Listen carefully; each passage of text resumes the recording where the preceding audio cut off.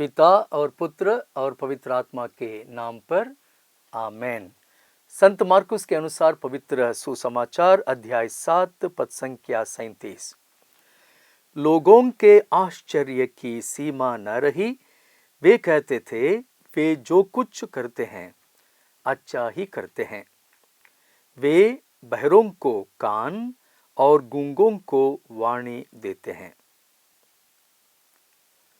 जय यीशु की क्रिस्त में प्यारे भाई और बहनों, पिछले एपिसोड में मैंने आप लोगों का ध्यान उस चीज़ पर आकर्षित करने के लिए कोशिश की जहां किस प्रकार प्रभु यीशु गैर यहूदी समर्थक के रूप में संत मार्कुस हमें दर्शाते हैं। सबसे पहले उन्होंने फरीसियों की परंपराओं को तोड़ दिया, अशुद्ध और शुद्ध की व्याख्याएं दी, कनानी स्त्री की बेटी को चंगाई प्रदान किया और आखिरी में बहरे गूंगे को स्वास्थ्य लाभ दिया। और इस चमत्कार में बहुत सारे चीज़ हमें बहुत ही रुचि, बहुत ही इंटरेस्टिंग है। इसलिए मैं आप लोगों के समक्ष उस चमत्कार के बारे में थोड़ा सा गहराई से बताऊंगा। इस चमत्कार में हमें ऐसी कुछ अजीब सी बातें देखने को मिलती है। उदाहरण के लिए प्रभु यीशु अक्सर एक शब्द मात्र से चंगाई प्रदान करते हैं। जैसे नंबर 1, कफरनहूम के अपदूत ग्रस्त व्यक्ति को डांटते हैं, चुप रह, इस मनुष्य से बाहर निकल जा। अध्याय 1 पद संख्या 25। द सेकंड वन, कोढ़ी को स्वास्थ्य लाभ देते समय प्रभु यीशु कहते हैं, मैं यही चाहता हूं, शुद्ध हो जाओ। अध्याय 1 पद संख्याएं 40 से 42 तक। नंबर 3, अर्धांग रोगी को चंगा करते समय उसको कहते हैं, बेटा तुम्हारे पाप क्षमा हो गए हैं। उसको हम देखते हैं अध्याय 2 में। परंतु इस बहरे गूंगे के साथ एक लंबा प्रक्रिया चल रहा है। हमें इसको पढ़ने में बहुत ही अच्छा लगता है। प्रभु यीशु को इस प्रकार का एक लंबा चौड़ा प्रोसेस करते कुछ हमें प्रभु हम जरूर सिखाते हैं। मैं आप लोगों को बताऊंगा। प्रभु यीशु अभी भी तीरुस प्रांत में ही है, यानी दिकापोलिस शहर में है, गलीलिया के पास। देकापोलिस, देखा यानी 10, पोलिस इन यूनानी भाषा में सिटी, यानी Decapolis means a group of 10 cities. तो वहां कुछ लोग एक बहरे गूंगे को उनके पास ले आते हैं और उनसे यह विनय करते हैं कि यह प्रार्थना करिए ताकि आप अपने हाथ रखिए ताकि यह भला चंगा हो जाए। तो प्रभु यीशु एक से एक देखिए, प्रभु यीशु सबसे पहले उन्हें अकेले में ले जाते हैं, एकांत में ले जाते हैं। प्रभु यीशु उस पर अपना हाथ रखते हैं, उसके कानों में अपनी उंगली डालते हैं, उसकी जीभ पर अपना थूक लगाते हैं। 5वां, आकाश की ओर आंखें उठाते हैं, आग भरते हैं और कहते हैं, एफेथा, खुल जा। वह आदमी बोलने लगता है। तो ये लंबा प्रोसेस हमें दूसरी एक पंक्ति पर हमें ध्यान देने के लिए बुलाता है। वह भी एक चमत्कार है जिसे हम अध्याय 8 पद संख्याएं 22 से 26 में, प्रभु यीशु यहां बेतसाइदा में है। बेतसाइदा यहूदी प्रांत है।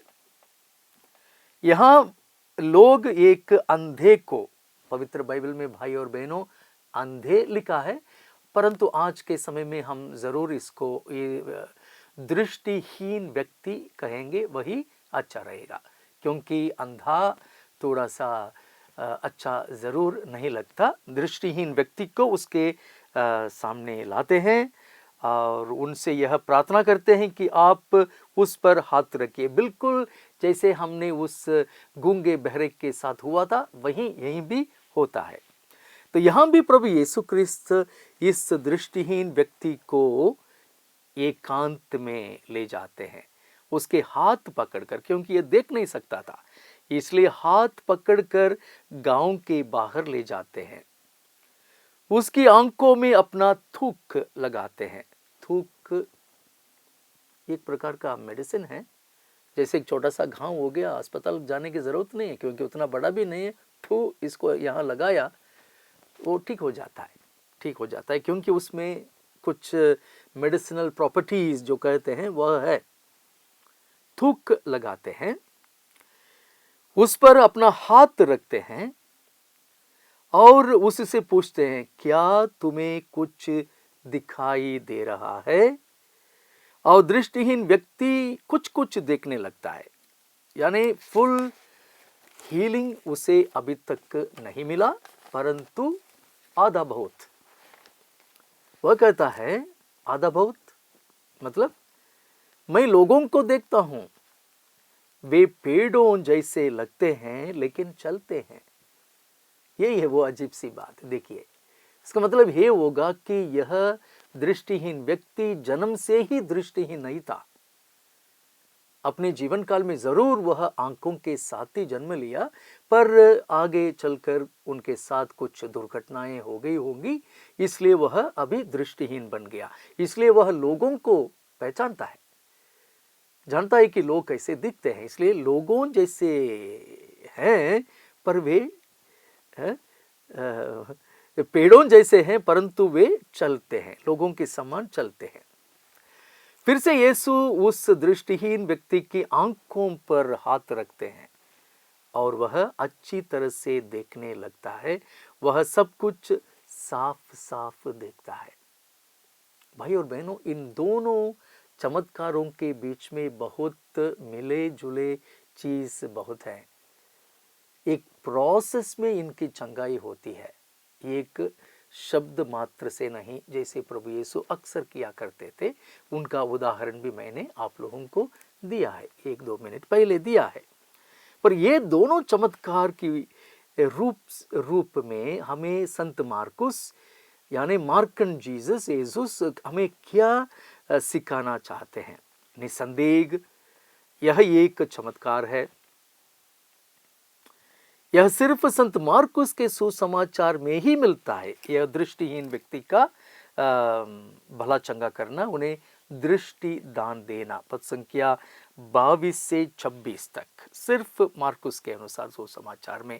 संत मत्ती और संत लुक्कस के सुसमाचार में ये हमें नहीं मिलता। हालांकि दोनों ने मार्कुस के सुसमाचार से बहुत सारी चीजें ली, उन्होंने कॉपी किया, कॉपी करके अपने शब्दों से उसे व्यक्त किया, लिखा, परंतु इस चमत्कार सिर्फ हमें संत मार्कुस के सुसमाचार में ही मिलता है।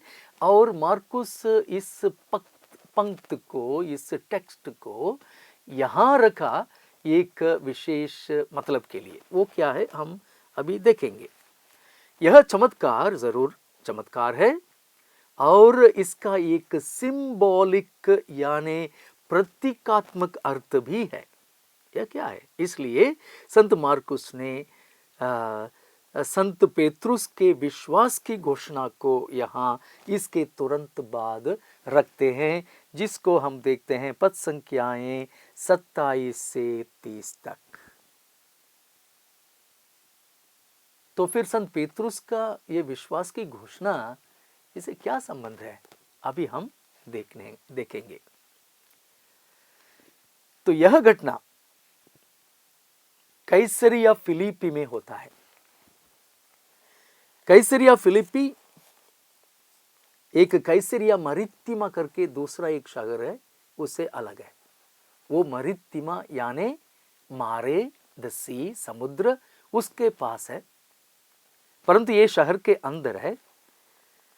और यह जगह उस चीज के लिए माना जाता है, क्या है पेगन वर्शिप, पेगन वर्शिप यानी गैर यहूदी देवी देवताओं की पूजा के लिए जाना जाता है। इन इंग्लिश हम बोल सकते हैं कि infected with pagan worship, infection जैसे एक जगह में आता है तो फिर पूरे शरीर में वो फैलता है, ठीक उसी प्रकार ये गैर यहूदी देवी देवताओं की आराधना पूजा करना एक इन्फेक्शन के रूप में वहां फैला था। बाइबल के विद्वानों का मानना यह है कि जानबूझकर, नोइंगली प्रभु यीशु यहाँ अपने शिष्यों से मुलाकात करते हैं और उनसे यह प्रश्न उठाते हैं। ये प्रश्न क्या है? इस प्रश्न को मैं कहता हूं बुनियादी सवाल, अ वेरी बेसिक क्वेश्चन, बुनियादी सवाल। और एक ये फंडामेंटल क्वेश्चन भी है, यानी मौलिक प्रश्न। वो प्रश्न क्या है? मैं कौन हूं? मैं कौन हूं? आवश्यकता क्या थी प्रभु यीशु को इस प्रश्न उठाने के लिए, मैं कौन हूं? प्रश्न का दूसरा भाग, इस विषय में लोग क्या कहते हैं? दूसरा, इस विषय में आप लोग यानी मेरे प्यारे प्रेरित, आप लोग इसके बारे में क्या कहते हैं? तो लोगों का उत्तर जैसे उन्होंने सुना, कहते हैं कि आप यूहन्ना बपतिस्ता है, एलियस है, क्योंकि एलियस वापस आने वाले थे। वे अन्य लोगों की तरह उनकी मृत्यु नहीं हुई थी। हम जानते हैं कि उन्होंने फायरी चैरियट में ऊपर उठा ली गए, इसलिए वे यहूदी समाज में लोग इनका इंतजार करते थे वापस आएंगे करके। और अन्य नबियों में से कोई, बस इतना ही लोग। भाई और बहनों, प्रभु यीशु का आधा पब्लिक लाइफ खत्म हो गया है, 1-1.5 साल खत्म हो गया। अभी भी इतने सारे चमत्कार और शिक्षाओं के बावजूद भी लोग उन्हें नहीं पहचाने। परंतु शिष्यों की हालत क्या है? शिष्य भी चुप रहे, शिष्य भी चुप रहे। सिर्फ पेतरुस शिष्यों का प्रतिनिधित्व करते हुए एक प्रतिनिधि के रूप में कहते हैं, आप मसीह हैं, आप मसीह हैं। In English, you are Christ. तुरंत मैं आप लोगों को यह कहूंगा, आप लोग अपना पवित्र बाइबल उठाइए, निकालिए और संत मार्कुस के अनुसार सुसमाचार पहुंचिए। वहां देखिए अध्याय 1 पद संख्या 1, ईश्वर के पुत्र ईसा मसीह के सुसमाचार का प्रारंभ। यानी मसीही ईसा है, मसीही ईश्वर का पुत्र है।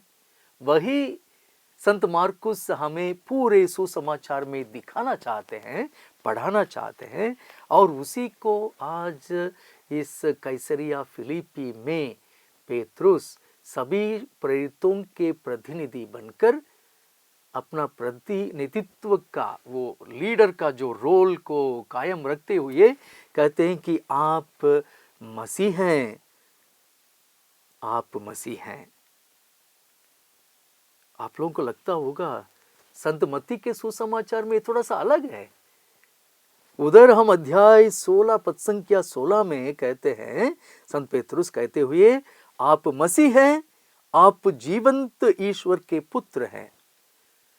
जो संत मार्कुस ने अध्याय 1 पद संख्या 1 में संक्षिप्त रूप में ईश्वर के पुत्र ईसा मसीह के, यहां आप ईसा हैं, ईसा मसीह हैं और आप जीवंत ईश्वर के पुत्र हैं करके एक विस्तार रूप से, अधिक स्पष्ट रूप से संत पेतरुस के मुंह से निकलता है वह विश्वास की घोषणा। अध्याय 16 पद संख्या 16 संत मत्ती के अनुसार। यह अलग बात है कि यीशु सिमोन पेतरुस इस उत्तर पर 2 प्रकार की प्रतिज्ञा करते हैं। प्रभु यीशु 2 प्रकार की रिएक्शन, ये रिएक्शन तो नहीं है, हम इसको एक्शन ही कहेंगे। ये क्या रिएक्शन है, मैं आप लोगों के साथ अभी देखना चाहता हूँ। संत मत्ती के अनुसार सुसमाचार अध्याय 16, ये बहुत ही आवश्यक टेक्स्ट है, इसको पढ़ना बहुत ही ज़रूरी है। मत्ती अध्याय 16 पद संख्या 16, वही कैसरिया फिलिप्पी, वही प्रश्न, आप लोग क्या मेरे बारे में सोचते हैं और लोग मेरे बारे में क्या सोचते हैं, और हम पढ़ना चाहते हैं पद संख्या 17। इस पर ईसा ने उससे कहा, सिमोन योनस के पुत्र, तुम धन्य हो, ब्लेसेड आर यू, क्योंकि किसी निरे मनुष्य ने नहीं बल्कि मेरे स्वर्गीय पिता ने तुम पर यह प्रकट किया। अगर हम यीशु मसीह को हमारे मसीह के रूप में कहना चाहते हैं, प्रकट करना चाहते हैं, कन्फेस करना चाहते हैं, घोषणा करना चाहते हैं, प्रकट करना चाहते हैं, वह ईश्वर के द्वारा ही होगा। पवित्र आत्मा से प्रेरित होकर ही हम प्रभु को मसीह के रूप में स्वीकार कर सकते हैं और प्रकट भी कर सकते हैं। और आगे देखिए पद संख्याएं 18 और 19, मैं तुमसे कहता हूं पेत्रुस अर्थात चट्टान हो, तुम चट्टान हो, और इस चट्टान पर मैं अपनी कलीसिया बनाऊंगा, और अधोलोक के फाटक इसके सामने टिक नहीं पाएंगे। मैं तुम्हें स्वर्ग राज्य की कुंजियां प्रदान करूंगा। तुम पृथ्वी पर जिसका निषेध करोगे, स्वर्ग में भी उसका निषेध रहेगा, और पृथ्वी पर जिसकी अनुमति दोगे, स्वर्ग में भी उसकी अनुमति रहेगी। आज भी भाई और बहनों, आप लोग कफरनहूम जाएंगे, वहां दो मूर्तियां, बड़ी मूर्तियां, प्रभु यीशु स्वर्गीय राज्य के कुंजियों को पेतरुस को देते हुए वह मूर्ति, दोनों मूर्ति खड़े है, सुंदर दृश्य। अभी हमने संत पेतरुस के विश्वास की घोषणा को सुना था, और प्रभु यीशु क्रिस्त ने उसको इतना अप्रिशिएट किया और उसका श्रेय ईश्वर को दिया, ईश्वर के आत्मा को दिया, इसके बारे में सुने थे। इसी के साथ आज का यह एपिसोड समाप्त होता है। हमारा बाइबल अध्ययन समाप्त करते हैं, और आगे ज़रूर सुनिए, बाइबल पढ़िए, और प्रश्न को बिना भूले कमेंट्स में लिखिए। पिता और पुत्र और पवित्र आत्मा के नाम पर, आमेन।